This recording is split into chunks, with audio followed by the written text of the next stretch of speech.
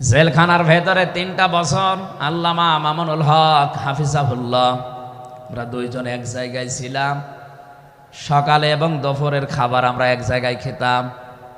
মাঝে মাঝে আমারে বলতেন যে হামজা, বাইরে যদি আল্লাহ নিয়ে যায় কোনোদিন কাফেরের জানাজায় যাব না, পড়াবো না।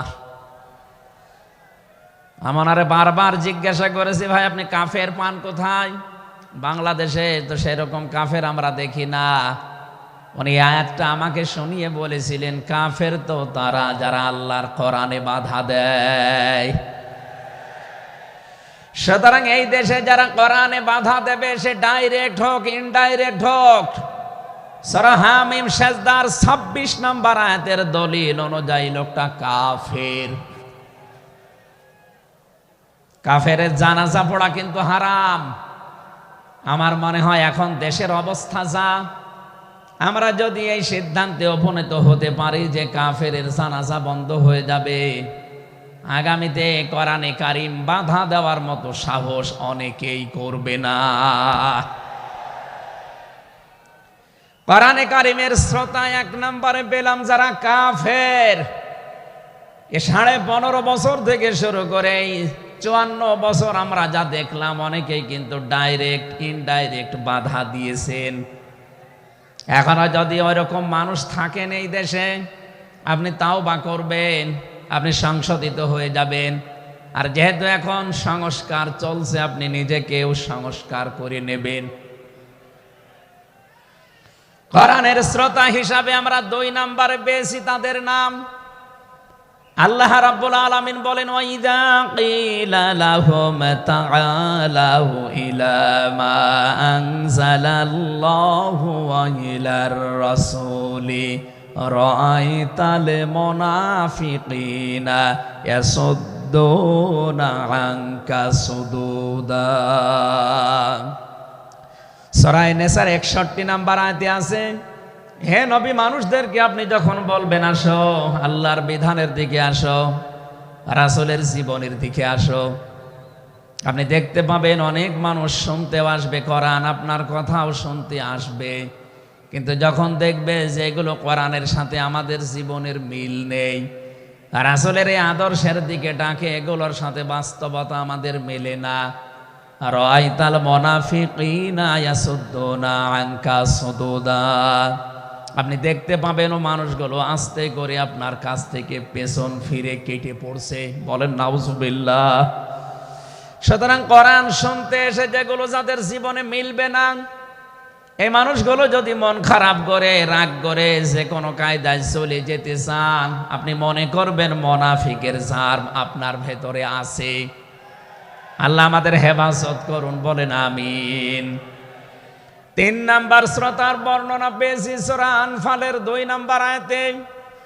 আল্লাহ পাক বলেন, ইন্নামাল মুমিনুনা আল্লাযীনা ইযা যুকিরাল্লাহু ওয়াজিলাত কুলুবুহুম ওয়া ইযা তুলিয়াত আলাইহিম আয়াতুহু যাদাতুহুম ঈমানা ওয়া আলা রাব্বিহিম ইয়াতাওয়াক্কালুন। চিৎকার করে বলেন আল্লাহু আকবার।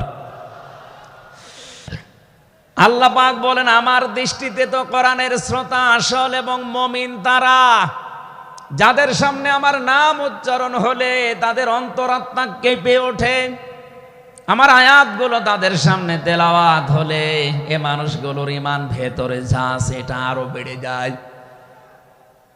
এখানে যাদাতুহুম ঈমান আর ব্যাখ্যায় আমি দেখেছি, শরীরের পশমগুলো দেখবেন আপনি হঠাৎ খাড়া হয়ে যাবে, বাম স্তনের 2 আঙ্গুল নিচে একটা গোস্তের টুকরা আছে, ওটা কাঁপবে, কাঁপাকাঁপি করবে, একটা অনির্বচন শোক আপনি আলাদা অনুভব করবেন। এই 3টা যদি এখন আমাদের ভেতরে তৈরি হয়, আলা রাব্বিহিম ইয়াতাওয়াক্কালুন, বাড়ি যাওয়ার আগে এই সিদ্ধান্ত নিয়ে যাওয়া যাবে যে আল্লাহ ছাড়া আর কারো উপরে আমরা ভরসা করি না। বলেন সুবহানাল্লাহ। এই 3টা আয়াত দিয়ে আমি বোঝাতে চেয়েছি কাফের কারা, মুনাফিক কারা, আল্লাহর দৃষ্টিতে মুমিন কারা। 3 নাম্বারে এই তরিকায় যদি আমরা এই 3টি গুণ অর্জন করতে পারি, আজকে আল্লাহর কথাগুলো শুনলে আপনার ভেতরে কাঁপ ধরবে। 2 নাম্বারে আল্লাহর আয়াত তেলাওয়াত হবে, যখন বুঝতে পারবেন যে কি বলে, ওয়াইদা সামিউ মা উনজিলা ইলার রাসূলি তারা আয়ুনাহুম তাফিদু মিনাদ দামি মিম্মা আরাফু মিনাল হক ইয়াকুলুনা রব্বানা আমান্না ফাকতুবনা মা'আশ শাহিদিন। সূরা মায়েদা 7 নাম্বার পারার 1 নাম্বার পৃষ্ঠার 1 নাম্বার লাইনের 83 নাম্বার আয়াতে আছে। তাফসিরে ফি জিলালিল কোরআন থেকে শোনাচ্ছি। রব্বুল আলামিন বলেন, নবী আপনি যখন ওদের সামনে পড়বেন, আমার এই আয়াতগুলো যখন ওরা মন দিয়ে শুনবে, অনুধাবন করতে পারবে, উপলব্ধি করার যোগ্যতা যাদের আছে, আপনি দেখবেন ওদের চোখ দিয়ে মনের অজান্তে পানি পড়ছে। এজন্য অ্যাক্টিভ হন আরো, কারণ কোরআন শোনার 2টা নিয়ম আল্লাহ দিয়েছেন। ফাসতামিউ লাহু ওয়া আনসিতু, শুধু শোনা না, তাহলে সামিয়া দিতেন। আল্লাহ ফাসতামিউ দিয়েছেন, এজন্য মনোযোগ সহকারে শুনতে হবে। আজকের তেলাওয়াতকৃত আয়াত থেকে আমরা তাফসীর আকারে কথা বলবো ইনশাআল্লাহ। 2 নাম্বারে চুপ থাকা লাগবে। আমি এখনো অনেককে দেখতে পাচ্ছি এদিকে ওদিকে তাকাচ্ছেন, গল্প করছেন। আশা করছি কোরআনে বর্ণিত আল্লাহর এই 2টা নির্দেশ আপনি মেনে নেবেন। 1 নাম্বারে চুপ থাকবেন, 2 নাম্বারে মনোযোগ সহকারে শুনবেন। লাআল্লাকুম তুরহামুন, আশা করা যায় আল্লাহর রহমত এখানে নাজিল হবে। আল্লাহ আমাদেরকে আয়াতটা মেনে চলার তৌফিক দেন, বলেন আমিন। এজন্য কোরআনের আলোচনা শুনলে সবার চোখে পানি আসবে না। যারা এটা উপলব্ধি করতে পারবে, অনুধাবন করতে পারবে, আপনি দেখবেন তাদের মনের অজান্তেই কখন যেন চোখ দিয়ে পানি গড়িয়ে পড়ছে, তারা নিজেরাও টের পাবে না। আল্লাহ যেন এই 3 নাম্বার এই প্রকার শ্রোতা হিসাবে আমাদের কবুল করেন, বলেন আমিন। দরুদ আর সালাম পাঠ করছি আমাদের নবী মুহাম্মদুর রাসূলুল্লাহ সাল্লাল্লাহু আলাইহি ওয়াসাল্লামের প্রতি, যার প্রতি কোরআনে কারীম আল্লাহ নাযিল করেছেন। সেই কোরআনকে যদি আপনি জিজ্ঞাসা করেন, হে কোরআন, যার উপরে নাজিল হলে তার সম্পর্কে তোমার ভেতরে কোনো কিছু আছে, কোনো পরিচয়? আল্লাহ রাব্বুল আলামিনের কোরআন আমাদেরকে শোনাচ্ছে, ওয়াইদ ক্বালা রাব্বু ওয়াইদ ক্বালা ঈসা ইবনু মারইয়ামা ইন্নী রাসূলুল্লাহি ইলাইকুম মুসাদ্দিকাল লিমা বাইনা ইয়াদাইয়া মিনাত তাওরাত।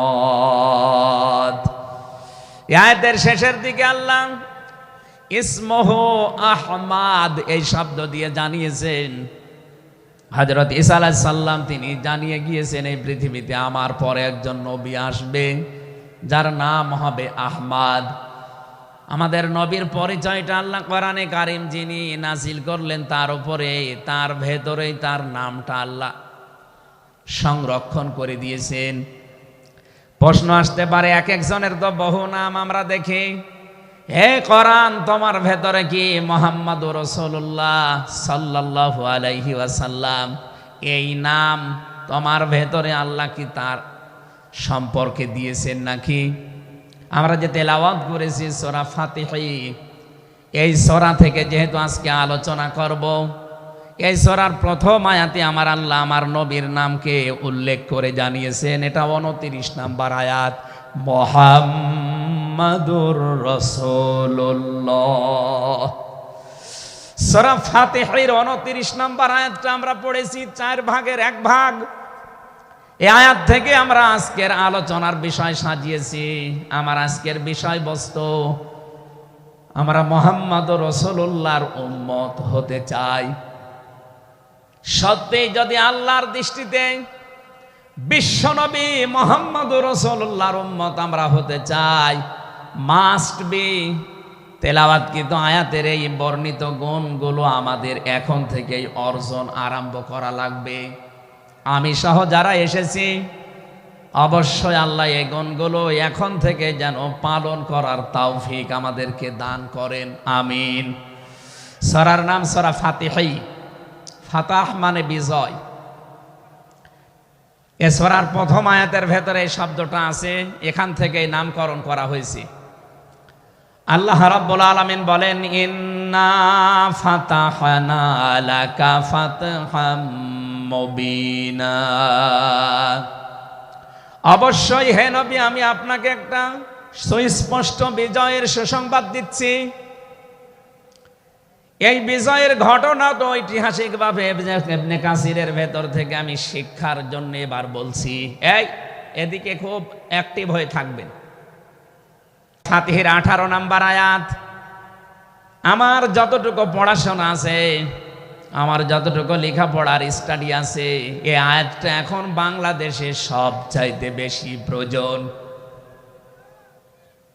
সূরা ফাতিহী 18 নম্বর আয়াত। যে যেখানে আছেন, দাঁড়িয়ে আছেন, বসে আছেন, শুয়ে আছেন, কান এবার খাড়া করে দেন। হুদায়বিয়ার সন্ধির যে ঘটনা আমরা শুনেছি এতদিন পর্যন্ত, শুধু শুনেছি অনেকে, কিন্তু এখান থেকে শিক্ষাটা আজ অনেকে নেয়নি। বাংলাদেশের এখন যে অবস্থা, এই শিক্ষা নেওয়ার সময় এখনই।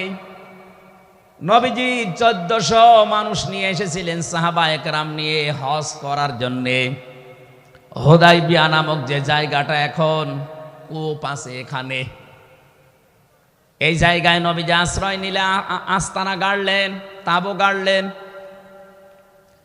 কাফেরদের পক্ষ থেকে এখানে প্রতিবন্ধকতা সৃষ্টি করা হয়েছে যে না, আপনাদেরকে আমরা আর যেতে দেব না। বিশ্বনবী তাদেরকে প্রস্তাব দিলেন যে আমরা কিচ্ছু নিয়ে আসিনি সাথে করে, শুধু হজ করেই চলে যাব। কাফেরদের পক্ষ থেকে আওয়াজ এলো, না, আপনাকে আমরা যেতে দেব না, তবে আমাদের একটা প্রস্তাব আছে। আপনি যদি আগামী বছরে আসেন, হজ করে যেতে পারবেন, কিন্তু এবছরে আপনাদেরকে আমরা আল্লাহর ঘর কাবায় যেতে দেব না। কি নিষ্ঠুর আচরণ তাকান! আল্লাহ পাকের নবী আল্লাহর ঘর তাওয়াফ করবে, বাধা দিচ্ছে যারা আল্লাহকে বিশ্বাস করে না তারা। এ বাংলাদেশে 50টা বছর কোরআনে কারীম প্রচার করেছে যারা, কোরআনের পাখি শহীদ আল্লামা দেলাওয়ার হোসাইন সাইদি রহমতুল্লাহ আলাইহি, তার নামে মামলা দেওয়া হয়, কেস দেওয়া হয়, তিনি নাকি ধর্মীয় অনুভূতিতে আঘাত দিয়েছে। আমার তো মনে হয় 1500 বছর আগে নবীজিকে যারা বাধা দিয়েছিল আল্লাহর ঘর কাবায় হজ করতে দেবে না, 1500 বছর পরে যেন তাদের প্রেতাত্মারাই ফিরে এসেছে। আল্লাহর নবী বললেন, ঠিক আছে, ওসমানকে পাঠালাম। হযরত ওসমান ইবনে আফফান রাদিয়াল্লাহু তাআলা আনহু তিনি গেলেন। হযরত ওসমানকে তারা আটক করার পরে ঘোষণা দিয়ে দিল, কতিলা ওসমান ইবনে আফফান, ওসমানকে হত্যা করা হয়েছে। এ সংবাদ যখন নবীজির কাছে এসেছে,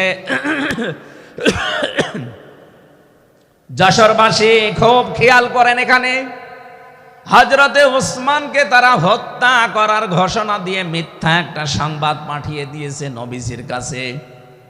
নবীজি সাহাবায়ে কেরামকে বললেন, যারা ইহরামের কাপড় পরে এসেছিলে সব এখন খুলে ফেলো। সাহাবায়ে কেরাম বলেন, হে রাসূল, ইহরামের কাপড় খুললে হজ? বলে, হজ আগামী বছর। বাংলার মুসলমানেরা, আমি কেন বলছি এই আয়াতটা 2-1 মিনিট পরে আপনি টের পাবেন। দ্বিতীয় নম্বর, নবীজি বললেন আজকে রমজান মাস, এটা এ রমজান মাসের এখন আর আধা ঘন্টা 1 ঘন্টার সময় আছে মাত্র ইফতারি করার, এখনই ভেঙে ফেলো, ইফতারি করে ফেলো। দরকার আগামীতে রোজা, আবার রমজান সিয়াম আবার করে দেওয়া যাবে। যে 2টা সিদ্ধান্ত নিলেন, 2টাই ফরজ, একটা রোজা, একটা হজ। নবীজি কিন্তু জানতেন ইহরামের কাপড় খুলে ফেললে হজ ভেঙে যাবে, আর একটু পরেই তো ইফতারি করলে রোজাটা হয়ে যায়। বিশ্ব নবী বলেন না, এক্ষুনি রোজা ভেঙে ফেলো। আবার বলছে, কান খাড়া করেন, আমি কিন্তু 2 মিনিটের ভেতরে জায়গায় যাব। এত বড় দুইটা বড় বড় ফরজ বিধান নবীজি লঙ্ঘন করছেন, কারণটা কি? কারণ একটাই, ওরা একজন নিরপরাধ মানুষকে আটক করে হত্যার ঘোষণা দিয়েছে। আপনি বাংলাদেশকে 15.5 বছরের সাথে ওই ঘটনাটা মিলান। একটা নিরপরাধ মানুষ, মাত্র একজন, তাকে আটক করে হত্যার ঘোষণা দেওয়ার কারণে যদি নবী মুহাম্মদ রাসূলুল্লাহ হজ ছেড়ে দিতে পারেন, রোজা ছেড়ে দিতে পারেন, তিনি ওই বাবলা গাছের নিচে হাত দিলেন, সাহাবায়ে কেরামকে বললেন আমার হাতের উপরে সবাই হাত লাগাও, আমি আজকে তোমাদেরকে বায়াত গ্রহণ করাবো, শপথ নেব তোমাদের কাছে। 1399 জন নবীর সাথে আছে। আর হযরত ওসমানকে যেহেতু তারা আটক করেছে, এই 1399 জন সবাই নবীজির হাতের উপরে একটার পরে হাত দিতে আছে। বিশ্ব নবী ডাক দিয়ে বলেন, সাহাবীরা, জিবরাইল এই মাত্র সূরা ফাতিহা এই সূরার 18 নম্বর আয়াতটা আমাকে তেলাওয়াত করে শুনিয়ে গেল। জিবরাইল এসেছিল, তোমরা কেউ দেখতে পাওনি। জিবরাইল আয়াতটা শুনিয়েছে, লাকাদ রাদিয়াল্লাহু আনিল মুমিনিনা ইয ইউবাইউনাকা তাহতাশ শাজারাতি ফাআলিমা মা ফি কুলুবিহিম ফানজালাস সাকিনাতা আলাইহিম ওয়া আসাবাহুম ফাতহান করিবা। খুব খেয়াল করেন, সেই সময় পর্যন্ত আমি চলে এসেছি।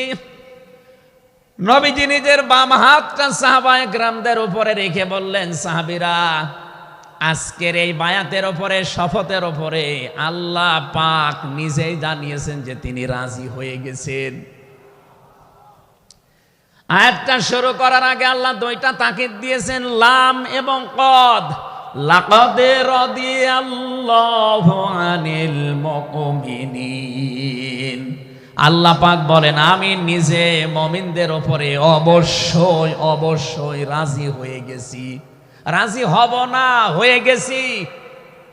তাহতা শাজারাতি, এই গাছের নিচে আপনার হাতের উপরে যারা হাত দিয়ে আজকে শপথ বাক্য পাঠ করছে যে ওসমান হত্যার বদলা না নিয়ে কেউ মদিনায় ফেরত যাবে না, আমি আল্লাহ তাদের মনের খবর যেহেতু জানি, ফাআলিমা মা ফি কুলুবিহিম, তারা যে শপথ নিচ্ছে এটা কিন্তু লোক দেখানোর জন্য না, এটা মন থেকেই।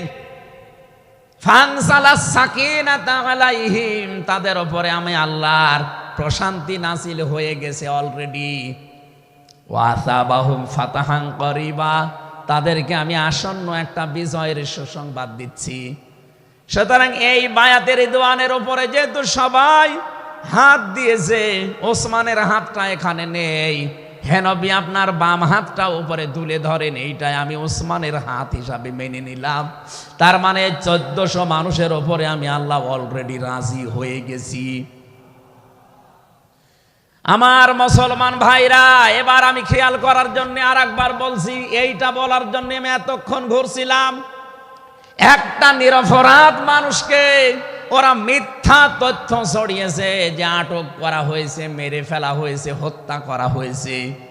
নবীজি একজন মানুষের জীবনের বদলা নেওয়ার জন্য 1400 মানুষকে তিনি বায়াত করাচ্ছেন, শপথ বাক্য পাঠ করাচ্ছেন। একটু খেয়াল করেন তো, একজন মানুষের জীবনের জন্য জীবন দিতে প্রস্তুত 1399 জন, আর নবী সহ। এমন বাক্য তিনি পাঠ করিয়েছেন, এমন শপথ নিয়েছেন যে আল্লাহ অলরেডি রাজি হয়ে আয়াত নাজিল করছেন। নবীজি বললেন ওরা ওসমানকে হত্যা করেছে, ওসমান একজন নিরপরাধ মানুষ। একটা নিরপরাধ মানুষকে বিনা কারণে আটক করে হত্যা করেছে, ওদের কোনো ক্ষমা নেই। আমরা আজকে 1400 মানুষ শপথ নিলাম, ওদেরকে হত্যার প্রতিশোধ না নিয়ে আমরা কোনোদিন আর মক্কা মদিনায় ফেরত যাব না। আমার তো মনে হচ্ছে বাংলাদেশে এখনো বহু মানুষ বিনা কারণে যাদেরকে হত্যা করা হয়েছে, নিরপরাধ মানুষগুলোকে ফাঁসির কাস্টে ঝোলানো হয়েছে, কত মানুষকে মৃত্যুর দিকে ঠেলে দিয়েছে। এখনো জিন্দা শহীদ জনাব এটিএম আজহারুল ইসলাম এখনো জেলখানায় পচতেছে। বানানো বিচার ব্যবস্থা, বানানো বিচারপতি, নিজেদের উকিল, নিজেদের পিপি, নিজেদের সাক্ষী, নিজেদের রায় সব দিয়ে একটা মানুষকে আর 17 বছর আপনি আটক করে রেখেছেন। আমার তো মনে হয় এখন সময়ের দাবি। সূরা ফাতিহা থেকে যেহেতু তাফসীর শুনছেন, আজ এই বাংলার 18 কোটি জনগণের উপরে যদি আল্লাহ পাক খুশি হতে চান, এই নিরপরাধ মানুষগুলোকে জেলখানা থেকে মুক্ত করা লাগবে।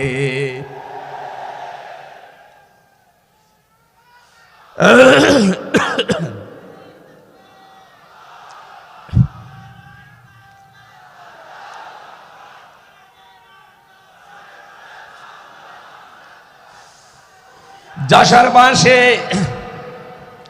আল্লাহ রাব্বুল আলামিন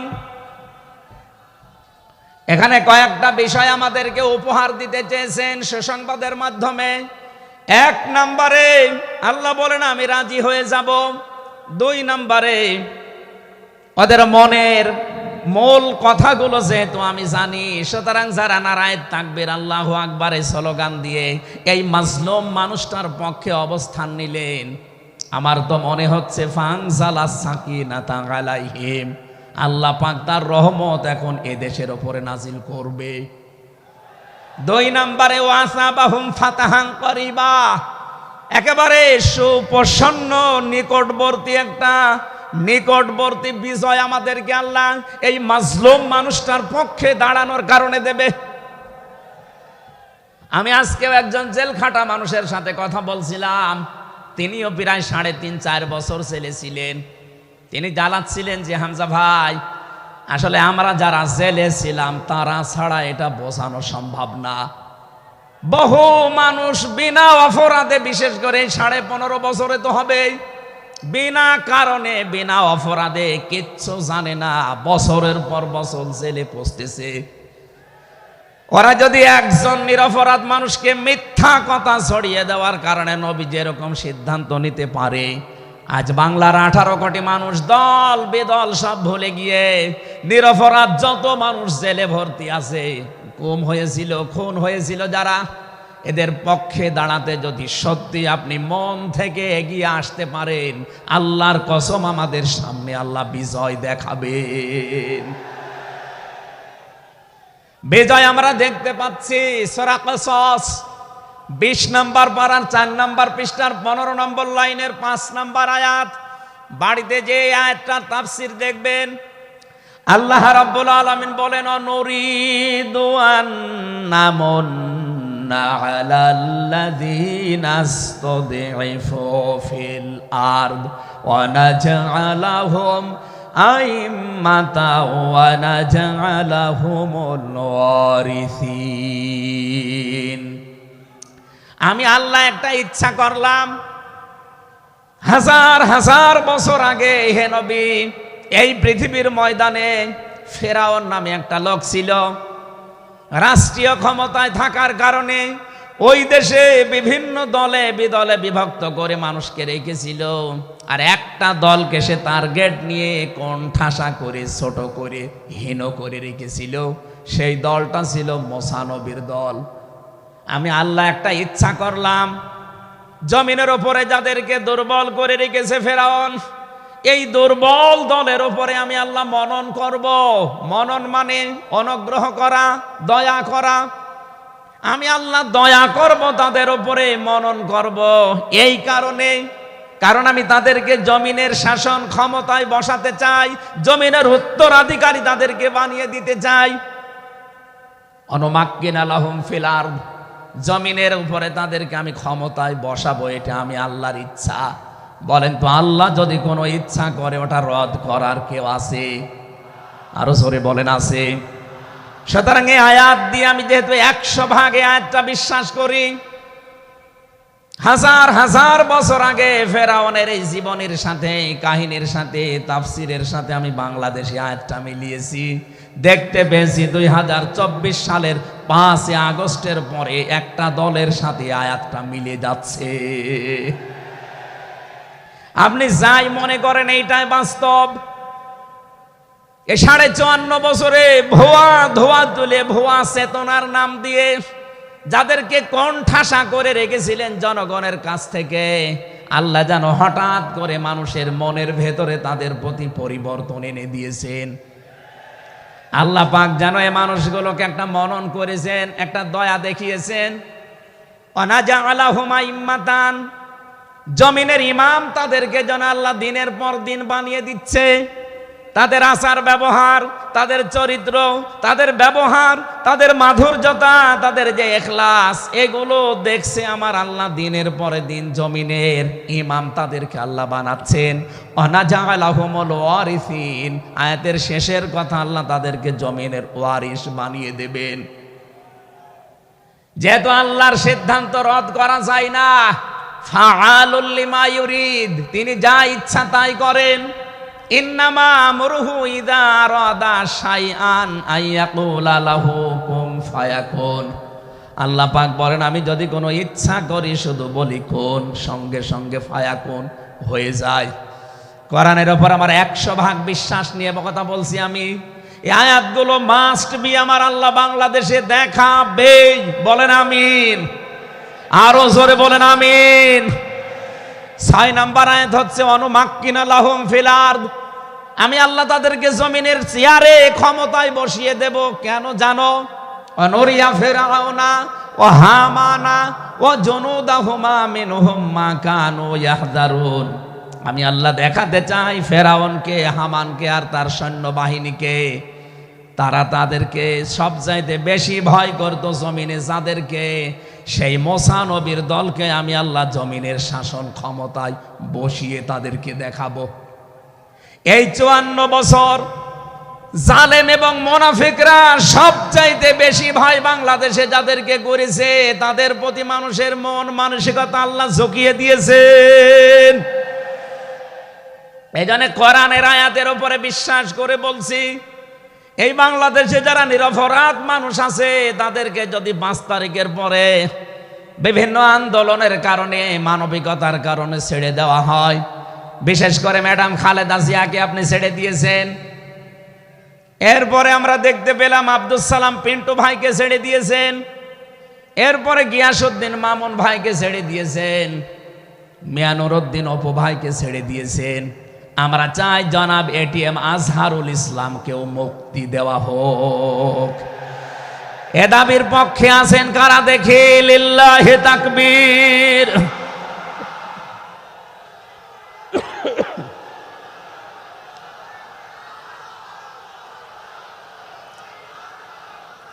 আলহামদুলিল্লাহ। ভাই, আমি আয়াতটা পড়লাম এই জন্যে, 1500 বছর আগে একটা নিরপরাধ মানুষের পক্ষে দাঁড়ানোর কারণে যদি আল্লাহ এতগুলো সুসংবাদ দিতে পারে, সাকিনা নাজিল করা, সুপ্রসন্ন একেবারে নিকটবর্তী বিজয় দেওয়া, আমরা যদি আজ নিরপরাধ মানুষগুলো যারা আজ জুলুমের শিকার হয়ে 15.5 বছর 17 বছর মানবেতর জীবন যাপন করছে, আমি তো 3 বছর তার ভুক্তভোগী। 3টা বছর আমাদেরকে ফাঁসির কন্ডেম সেলের ভেতরে 24 ঘন্টা লকআপ দিয়ে রাখতেন। কি করেছিলাম আমরা? আজকে এই যে মাহফিলের 6 জন আলেমের ভেতরে আমরা 3 জনই এক জায়গায় ছিলাম জেলখানায়, আর বাকি 3 জনের ভেতরে একজন তো বাইরের দেশে, আর 2 জন আব্দুল হাই সাইফুল্লাহ, শাইখ আহমদুল্লাহ, 2 জন মজলুম। তাদেরকেও কোরআনের কথায় দেশে 15.5 বছর আপনারা বলতে দেননি। এজন্য আমি আয়াত থেকে যেটা শিক্ষা দিতে চাই, কাটছাট কথা বলছি। বাংলাদেশে যদি আল্লাহর সাকিনা, প্রশান্তি মনে এবং বাইরে আপনি দেখতে চান, সুপ্রসন্ন বিজয় যদি দেখতে চান, অবশ্যই আপনাকে নিরপরাধ যারা এখনো পর্যন্ত বিভিন্ন জায়গায় মাজলুম হয়ে আছে তাদের পক্ষ নেওয়া লাগবে। এই কথা বলেন। আল্লাহ আজকে আমাদের জীবনে 100% মেনে চলার তৌফিক দেন, বলেন আমিন। এই সূরা ফাতিহা থেকে আমরা পড়েছি 29 নম্বর আয়াত। আমাদের আলোচনার বিষয় মুহাম্মদুর রাসূলুল্লাহর উম্মত কারা। রব্বুল আলামিন বলেন মুহাম্মদুর রাসূলুল্লাহ। মুহাম্মদ সাল্লাল্লাহু আলাইহি ওয়াসাল্লাম আল্লাহর রাসূল। হে নবী, দুনিয়ার কেউ যদি আপনার রেসালাত স্বীকার না করে, কেউ যদি সাক্ষী না দেয়, আমি আল্লাহ নিজের সাক্ষী দিয়ে দিলাম আপনি আমার রসুল। সুতরাং এই বাংলার জমিনে কেউ যদি নবীর আদর্শ না মানে, বিশ্ব নবীর কোনো ক্ষতি হবে না, আল্লাহরও কোনো লস নেই, যত ক্ষতি আমাদের। কথা বলে না কেন? কোরআনের চোখ লাগিয়ে দেখতে পাচ্ছি এদেশে হাজারো মানুষ জাহান্নামে দৌড়াচ্ছে। কারণ নবী মুহাম্মদুর রাসূলুল্লাহ বাদ দিয়ে পৃথিবীতে যদি অন্য কাউকে কিয়ামত পর্যন্ত কেউ আদর্শ মেনে চলে, কোরআনের কসম দিয়ে বলছি মাস্ট বি, লোকটা জাহান্নামী। এজন্য এরকম আচরণে যারা আছেন, বুঝে হোক না বুঝে হোক, আল্লাহ রাব্বুল আলামিনের পরিচয় দেওয়ার আগে আমার আল্লাহ রাসূলের পরিচয় আমাদের কাছে দিয়েছেন। রাব্বুল আলামিন বলেন, কুল হুয়াল্লাহু আহাদ আল্লাহুস সামাদ লাম ইয়ালিদ ওয়া লাম ইউলাদ ওয়া লাম ইয়াকুল লাহু কুফুয়ান আহাদ। এখানে আল্লাহর একাত্মবাদের শিক্ষা দেওয়া হচ্ছে। আল্লাহ পাক বলেন, হে নবী আপনি বলুন, অথচ শোনানো হচ্ছে যার কথা, তার কথা তো আগে বলার দরকার ছিল। এখানে আগে রেসালাতের ঘোষণাটা দেওয়া হয়েছে, কুল, হে নবী আপনি বলুন। ও বাংলার মুসলমানেরা, ফেরাউনের জীবনী পড়ে আমি দেখেছি সে কিন্তু আল্লাহর একাত্মবাদের ঘোষণা দিয়েছিল, কিন্তু রেসালাতের ঘোষণা দেয়নি, এজন্য লোকটা ঈমান পায়নি। বাংলাদেশে বহু মানুষকে আমরা দেখতে পাচ্ছি, আল্লাহর কথা বললেও বলেন আমরা কি নামাজ পড়ি না, রোজা রাখি না, আমি কি হজ করি না, দান সাদকা করি না, এগুলো সব আল্লাহর বিধান। এগুলোর পাশাপাশি আল্লাহর প্রেরিত পুরুষ যিনি আমাদের এই জামানায়, আল্লাহর প্রেরিত পুরুষ যিনি কিয়ামত পর্যন্ত, তার নাম মুহাম্মাদুর রাসূলুল্লাহ। জ্ঞানী মানুষ যারা বসে আছেন এক কথায় তারা বুঝবেন আমি জানি। আজ বিশ্ব নবীর আদর্শ বাদ দিয়ে আপনি কার আদর্শ মানেন আপনার বিবেকের কাছে প্রশ্ন করেন। এটা রাজনীতি মনে করে কেউ যদি চলে যান, আপনার কপালে আগুন লাগবে, আপনারও মরণ হবে ফেরাউনের মতো। আল্লাহকে মেনেছিল কিন্তু রেসালাত মানে নাই। এদেশে আজ অনেকেই আল্লাহর কথা বললে নামাজ পড়ে, রোজা রাখে, হজ করে আসে, দান সাদকা করে। আরে ভাই, এগুলো সবই আল্লাহর বিধান। আপনি আল্লাহকে মানেন, কিন্তু তার প্রেরিত পুরুষ এই জামানায় যিনি কিয়ামত পর্যন্ত, তার নাম মুহাম্মাদুর, আবার জোরে বলেন মুহাম্মাদুর রাসূলুল্লাহ। এতক্ষণ পর্যন্ত যা বললাম আমি আশা করছি আপনি বুঝেছেন।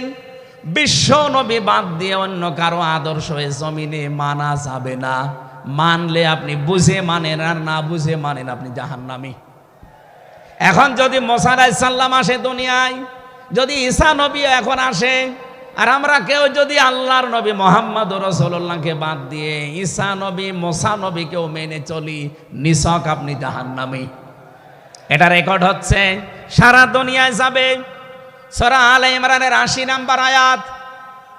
অন্য ধর্মে যারা আছেন, ইহুদি, খ্রিস্টান, আহলে কিতাব যারা দাবি করেন, এমনকি এই মুশরিকদের ভেতরেও যারা, বৌদ্ধদের ভেতরে যারা অমুসলিম, তাদেরকে বলছি আপনারা ভুল পথে আছেন। আপনারা যাদেরকে নবী নাম বলে চলেন, যিশু বলেন, ঈসা আলাইহিস সালামকে, মুসা আলাইহিস সালামকে আপনারা যোসেফ বলে ডাকেন। আপনাদের ওই সমস্ত নবীগুলো তাওরাতে, ইনজিলে অলরেডি ঘোষণা দিয়েই গেছে যে আমাদের পরে একজন শেষ নবী আসবে, তার নাম মুহাম্মাদুর রাসূলুল্লাহ বা আহমদ। তাকে যদি তোমরা জীবদ্দশায় পেয়ে যাও, পৃথিবীর সব কিছু ছেড়ে দিয়ে তার আদর্শটা গ্রহণ করবা, নয়তো পথভ্রান্ত হয়ে, পথভ্রষ্ট হয়ে জাহান্নামে যাওয়া লাগবে। যাকে মেনে চলার দাবি করেন সেই যিশু, সেই যোসেফ, হযরত ঈসা নবী, হযরতে মুসা নবী, তারাই যেহেতু ঘোষণা তাওরাতে, ইনজিলে দিয়ে দিয়েছে, হয়তো আপনাদের পুরোহিত যারা, ধর্মগুরু যারা, ঠাকুর যারা আপনাদেরকে শোনায় না, এই সত্য বিধান আপনি ইনজিলে পড়েন, আমার শেষের শব্দ ছিল ফিত তাওরাতি ওয়াল ইনজিল। এই দুইটা কিতাব আপনারা পড়ে দেখবেন, এখানে আমাদের নবী শেষ নবীর বর্ণনা আছে 903 জায়গায়। বলেন আল্লাহু আকবার। আল্লাহ পাক প্রথম শব্দে জানাতে চেয়েছেন, হে নবী, কেউ যদি আপনাকে স্বীকার না করে, কেউ না মানে, আমি আল্লাহ নিজে ঘোষণা দিলাম, ওয়াল্লাযীনা মাআহু আশিদ্দাউ আলাল কুফফার। আপনার সঙ্গে সাথে যারা হবে, আপনার সাথে যারা থাকবে, আপনার উম্মত বলে যারা কিয়ামত পর্যন্ত দাবি করবে, তাদের ভেতরে এই গুণগুলো মাস্ট বি পাওয়া যাবে।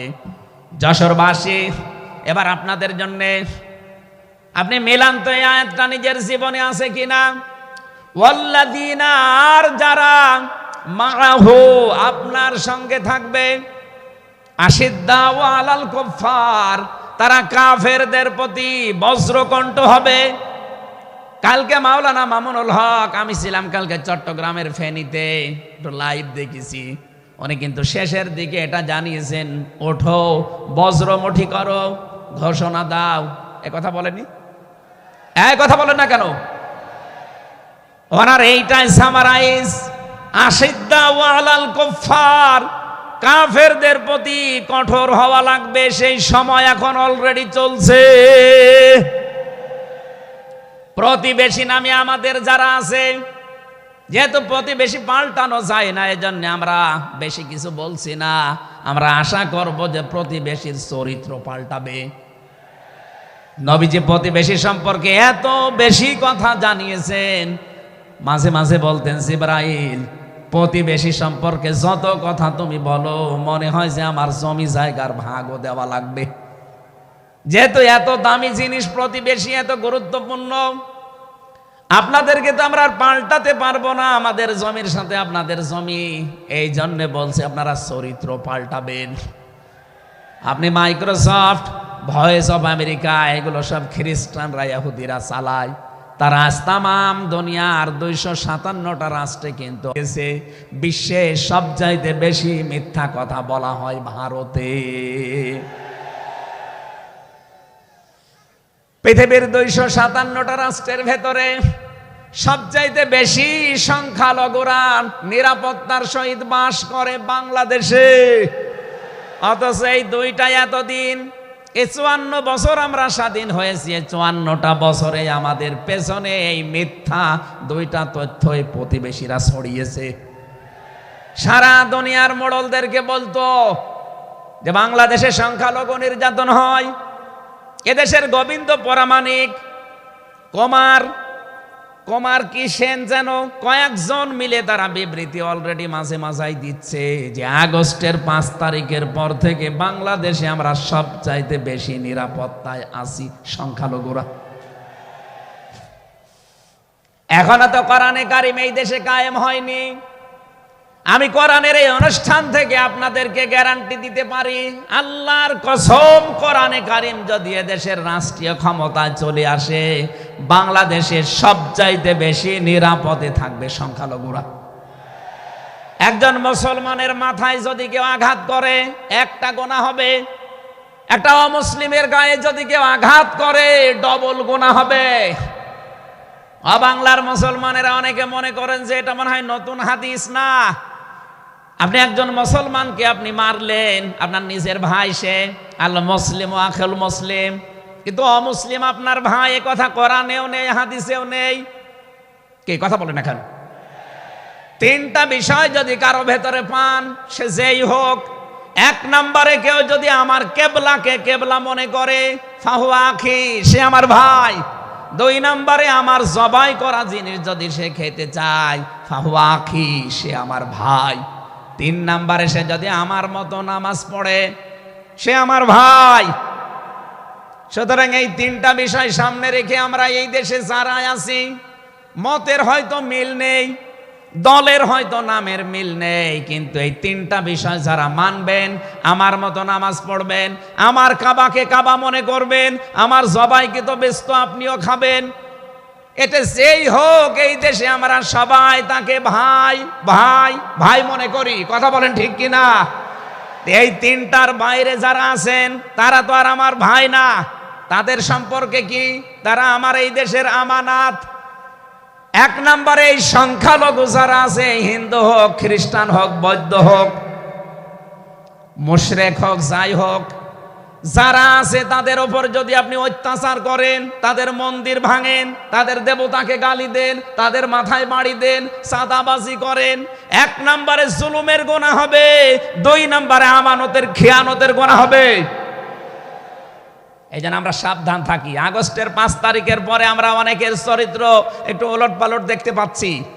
আশা করছি আপনি থামবেন, নয়তো কিন্তু বদনাম হয়ে যাচ্ছে। আপনি গোয়েন্দা বিভাগের খোঁজ রাখেন, তারা কিন্তু সব নখদর্পণে রেখেছে, কে কি করছে এটা সব তারা দেখছে। এই জন্য আমরা এমন কোনো আচরণ না করি আপনার নিজের ভুলের কারণে নিজের পায়ে আবার কোড়াল লেগে যায়। তারা সব দেখতে পাচ্ছে এই 4.5 মাসে কারা মানবতার জন্য কাজ করে, কারা দেশের জন্য কাজ করে, কারা এই 2780 জন মানুষ হাসপাতালের বেডে কাতরাচ্ছে, এদের কাছে কারা গেছে সব খোঁজ তাদের কাছে আছে। 2732 জন মানুষ হত্যা হয়েছে একজনের নির্দেশে। এতগুলো শহীদ পরিবারের পাশে কারা কারা দাঁড়াচ্ছে সব তাদের কিন্তু ডকুমেন্ট আছে। এই জন্য আপনি মনে করছেন আমি ডুবে ডুবে জল খাবো, ঘোলা পানিতে মাছ শিকার করব, কেউ কিছু টের পাবে না, কখনো না। সব তাদের আয়ত্তের ভেতরে আছে। এই জন্য এমন কাজ করা দরকার আমাদের, আগামীতে যেন শুধু ওই 14 দল বাদ দিয়ে আমরা যারা মাজলুম আছি এই মানুষগুলো যেন রাষ্ট্রের দায়িত্ব পায়, আর কোরআন আর হাদিস দিয়ে বাংলাদেশের 56,000 বর্গ মাইল চলে। কারা কারা রাজি আছেন দেখে? লিল্লাহি তাকবীর।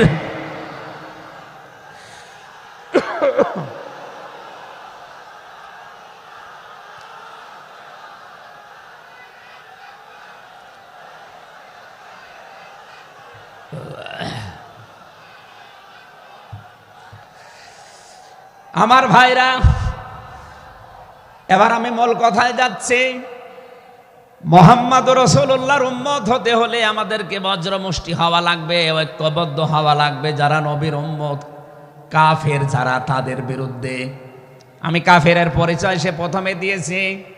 যে মানুষগুলো কোরআনে কারিমে বাধা দেয়, কোরআনের শিক্ষায়, কোরআনের প্রচারে, কোরআনের প্রসারে, কোরআন কায়েমে যারাই বাংলাদেশে বাধা দেবে তার নাম আব্দুল আলিম হতে পারে, কে কাফের। এদের বিরুদ্ধে কঠোর হওয়া লাগবে আপনাকে। আমি আবার বোঝার জন্য বলছি, নাম হয়তো আপনার আল্লাহর নাম আপনি নিয়েছেন আব্দুল আলিম, আব্দুল খালেক, কিন্তু আপনার কাজ যদি কোরআন প্রচারে বাধা দেওয়া হয়, ডাইরেক্ট ইনডাইরেক্ট, অবশ্যই আপনি বুঝতে পেরেছেন আমি কি বলছি। আপনি কিন্তু আর সাধারণ মানুষ নেই, আপনি মুনাফিকও নেই, আপনি মুসলমানও নেই, আপনি কাফের হয়ে গেছেন। আল্লাহ আমাদের হেফাজত করুন, বলেন আমিন। কাফেরদের যত অনুষ্ঠান আছে সেখানেও কড়াকড়ি করা লাগবে আপনাকে। কে বলেছে ধর্ম যার যার উৎসব সবার? এটা কুফরি কথা। ধর্ম যার যার, উৎসব তার তার। এই কথা বলুন। মান তাশাব্বাহা বিকওমিন ফাহুয়া মিনহুম। যার সাথে যার সাদৃশ্য মিলবে, সে আচার ব্যবহারে, ধর্মীয় রীতিনীতিতে কিয়ামতের দিন তার সাথে থাকা লাগবে। কোনদিন আজ পর্যন্ত আপনি পিটিয়েও কোন হিন্দু ভাইকে গরু জবাই করেন যখন কোরবানি দেওয়ার জন্য, তাকে পাবেন। তারা জানে যেটা আমাদের ধর্মীয় অনুষ্ঠান না, এই জন্য তারা আসে না, ঠিক করে তারা আসে না। আপনি কোন কারণে সেখানে যাবেন?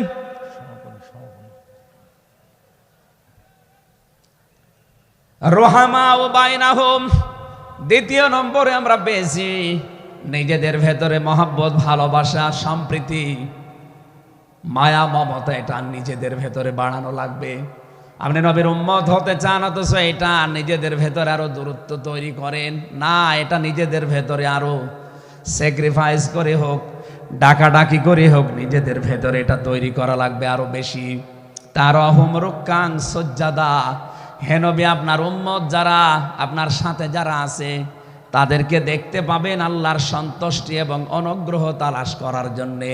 তারা রুকু এবং সেজদাকারী অবস্থায় তাদের দেখতে পাবেন। নবীর উম্মত যারা এসেছেন, অন্য ধর্মের লোকদেরকে বাদ দিলাম, বিশ্ব নবীর উম্মত যারা এখানে বসে আছেন, আমাদের উচিত হবে যতদিন আজরাইল না আসে ফরজ নামাজ আমরা কোনোদিন ছেড়ে দেব না। আরো জোরে বলেন। আল্লাহ যেন এটা মেনে চলার তৌফিক দেন আমাদের একেবারে জীবনের শেষ দিন পর্যন্ত।